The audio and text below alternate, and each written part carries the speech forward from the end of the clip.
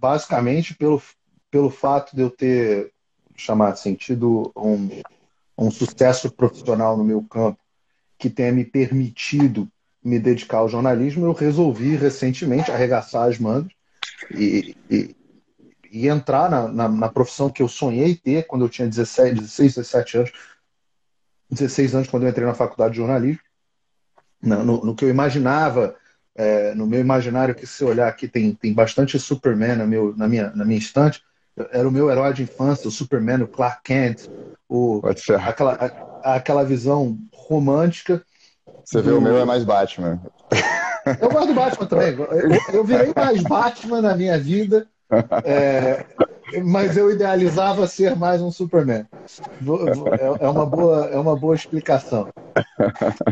E eu, assim, resolvi depois que podia me dedicar a essa profissão, que é uma profissão que não dá dinheiro, naturalmente, mas eu podia me dar o luxo de me dedicar a ela e expor o que, para o Brasil, é uma coisa que parece que é uma novidade, que foi a tal da frase que viralizou muito quando eu disse que o jornalista profissional morreu.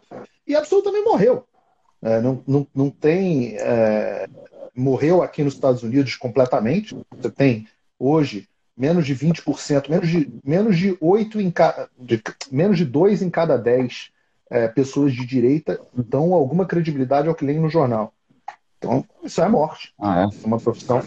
Menos de 2 em cada é? 10. Quando Interessante. você é democrata, são 5 em cada 10. 5, 6 em cada 10, depende do levantamento. O que mostra por que será, né? Por que será? Mas Que é eu não sei se Tostines vende mais porque é fresquinho. Se você é democrata porque você acredita nos jornais, ou se você acredita nos jornais porque você é democrata, Tô X vende é mais uma que coisa. é fresquinho vende mais. Isso aí é muito das antigas. Exato. Eu sou dos 80, né? Então, cara, eu decidi que era uma luta que valia a pena lutar e graças a Deus, por providência divina, a Jovem Pan se interessou pelo meu trabalho, me deu um espaço e me dá a liberdade total para eu falar o que eu quiser.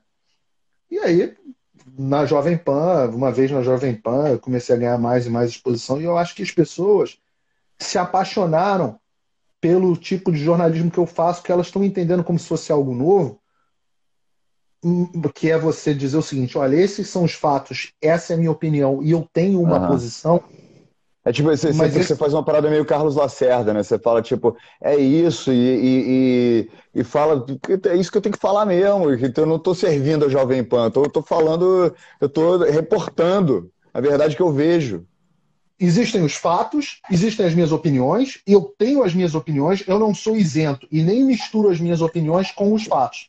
E as pessoas, eu não sei, me parecem, pela velocidade de crescimento, pelo feedback que eu tenho tido das pessoas, as pessoas me parecem apaixonadas por isso, olhando como se fosse uma grande novidade. Eu falo assim: não é uma grande novidade, era assim, esse é o certo. Esse é o Sim. certo. E sem a arrogância de tratar o leitor, porque a raiz por trás dos problemas do jornalismo são os jornalistas acharem que são sacerdotes com o dever de educar as pessoas e falar assim: olha, as pessoas são retardadas demais. Se eu falar os fatos para elas, vão acabar tendo uma opinião que é errada.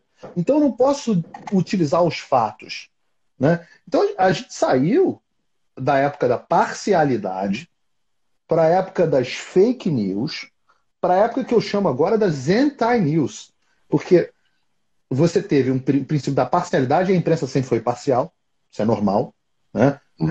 As pessoas são parciais, então se dava notícia com Claro. viés, alguma coisa assim. Sim. Depois você saiu para a época das fake news, que era as pessoas começaram a inventar a notícia. Inventaram a notícia. E, misturavam três, quatro coisas para darem aparência de veracidade, mas a Mas isso meta-notícia. meio que sempre, meio que sempre fizeram isso. Acontece que na época dos grandes conglomerados de mídia, por causa da autoridade que era dada para os veículos no geral, eles sabiam mascarar esses fake news de uma forma que era aceitável, que não podia ser chamado de fake news porque tinha todas as fontes. Sim e não, porque o que acontece é o seguinte: o que muda é a magnitude muda drasticamente. E a outra coisa que mudou muito foi o declínio da profissão mesmo. A profissão tinha normas. Você checava as notícias, você tinha o contraditório. Claro que você dava a sua visão na matéria, mas você checava, você tinha um contraditório amplo para todo mundo. Essas coisas foram abandonadas. Isso é verdade. Essas coisas isso foram coisas boas, né? Porque lá no início do jornalismo era meio free for all, né? Tipo, aí começaram a criar certas regras, por um lado positivo, para poder ter mais veracidade, para a Bolsa de Valores não enlouquecer, né? Porque, tipo, muita gente plantava fake news para poder fazer flutuar, esse tipo de coisa. É um exemplo, mas pode ter milhões de exemplos. Um jornal vivia da sua reputação. Então, se o jornal dava notícias falsas, as pessoas paravam de acreditar quando o objetivo era mercadológico. Isso é uma outra questão. Hoje os jornais não têm mais objetivo mercadológico, eles não servem mais aos seus consumidores. Então, todas essas práticas, claro, existe por trás disso uma noção moral, uma noção de que eu tenho uma responsabilidade como jornalista de reportar os fatos para as pessoas. Eu tenho essa definição moral. Quando você não tem moral, quando o seu princípio é marxista e o seu princípio não é relatar os fatos, é fazer uma transformação social, aí tudo muda de figura. Porque a verdade ela é um detalhe na marcha da história. Então você não vai falar a verdade se ela atrapalhar a marcha da história. Se você tiver que falar que o governo do Bolsonaro vai bem, e se ele fizer uma coisa certa, você não vai falar. Porque senão você vai falar assim, senão os meus leitores vão ter a impressão de que o Bolsonaro é bom, eles vão acabar ficando de direita, e aí as ideias marxistas, que estão, às vezes, não na camada superior do intelecto do cara, às vezes estão no subconsciente, no inconsciente do cara, ele nem sabe que ele tem ideias marxistas, que é o que era a ideia do Antônio Gramsci, né? Ele fala assim, senão eu vou atrapalhar a marcha marxista da história. Então, ele, como um sacerdote, não quer que você saiba a verdade pelo perigo de você chegar a uma conclusão que não é dele.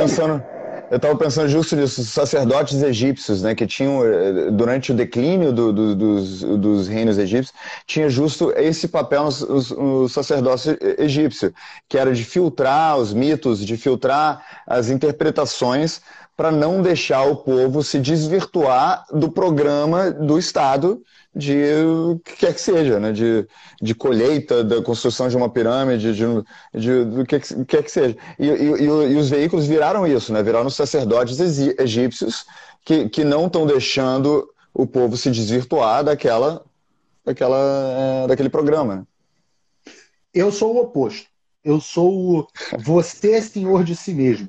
Você é o senhor do seu intelecto. Se você chegar, eu vou te apresentar os fatos e a minha opinião. Se você quiser discordar, primeiro, vem aqui e discorda na minha cara. Vamos conversar, vamos debater. Eu debato com qualquer pessoa sempre o tempo inteiro. Gosto do contraditório. Isso é a primeira coisa. A segunda eu mostro para você de onde vêm as minhas opiniões. Então, é uma relação honesta. Agora, mais poder às pessoas. Mais poder às pessoas. Mais veículos dando mais notícias. Mais pessoas buscando mais fontes. Eu não sou o senhor da verdade. Eu não tenho a obrigação de moderar o seu conteúdo. Eu não tenho a obrigação de te dizer o que você pode pensar ou não. Eu não tenho o direito de fazer isso. Então, uma visão antagônica à dos jornalistas atuais. Absolutamente antagônica. Então, se o Joe Rogan, se o Felipe Neto, se você acha que a verdade está no Felipe Neto, mais poder para o Felipe Neto. Deus o livre. Mais poder para ele. Fala a bobagem que ele falar agora. Tá bom, Felipe Neto não, Lucas Neto não. Lucas Neto falando aquelas coisas, compra os brinquedinhos. Não, o Lucas Neto é o irmão do Felipe Neto que manda comprar os brinquedos e pega as coisas e faz tudo errado, põe de cabeça para baixo. Isso aí devia ser censurado. Aí a gente entra numa outra categoria, que é a categoria das crianças. Eu sempre falo, tudo que é para adulto é uma coisa, tudo que é para criança é outra coisa. Crianças têm que estar sob a responsabilidade e a tutela dos seus pais. Né? Mas Então, eu acho que é isso. E eu acho que a gente saiu da era do viés para a era das fake news, e agora a gente está na era das anti-news, onde a meta-notícia é o oposto da notícia. Você pode reparar, isso está ficando cada vez mais comum. As fake news eram uma notícia falsa, eram uma notícia mentirosa. A anti-news, que vou te dar um exemplo, foi o caso aqui supostamente do Trump, que estaria incitando a violência e a invasão do Capitólio. É uma notícia que ela não é só falsa, ela é o oposto da verdade. A verdade era que o Trump estava falando para se fazerem protestos pacíficos e para não invadirem o Capitólio. Mas o que a notícia que sai era de que o Trump estava incitando o Capitólio.